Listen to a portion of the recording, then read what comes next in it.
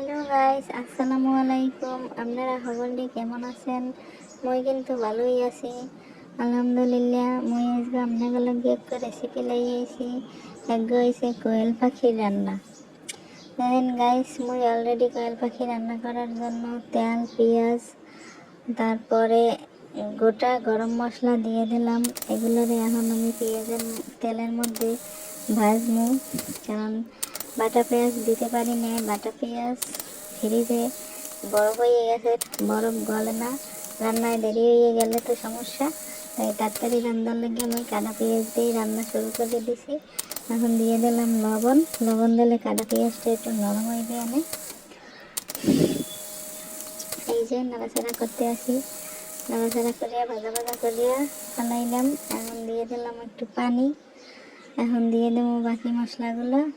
দিয়ে দিলাম আদা বাটা, এরপরে দিয়ে দিলাম রসুন বাটা,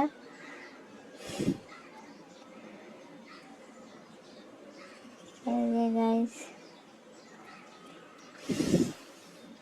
দেখেন, আপনারা আমার সাথেই থাকেন, দেখতে থাকেন আমি কিভাবে রান্নাটা কমপ্লিট করি। এই যে হলুদের গুঁড়া দিলাম, মরিচের গুঁড়া দিলাম,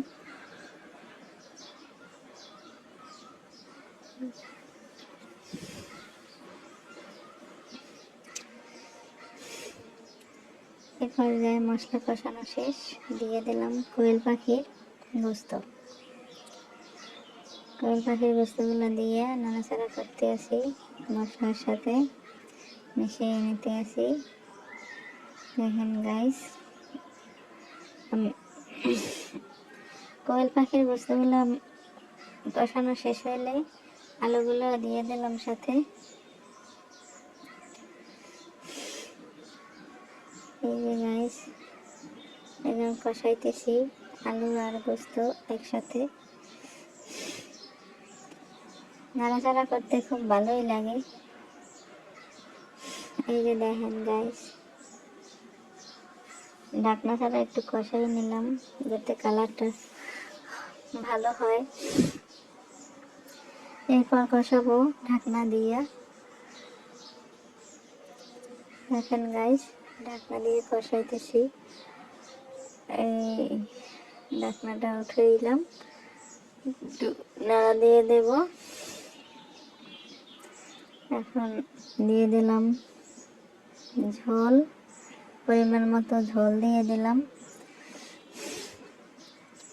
এখন ঢাকনা দিয়ে রান্না করব। রান্নাটা গোস্তটা আলুটা সেদ্ধ না হওয়া পর্যন্ত রান্না করব।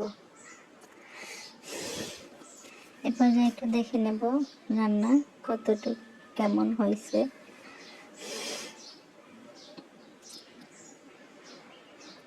গাইস, আমার ঠান্ডা লাগছে সেই অনেক দিন আগে। ঠান্ডা ভালো হয় না, তাই নাকে একটু শব্দ হইতেছে। রান্না শেষ, তাই জিরার গুঁড়ো দিয়ে দিলাম।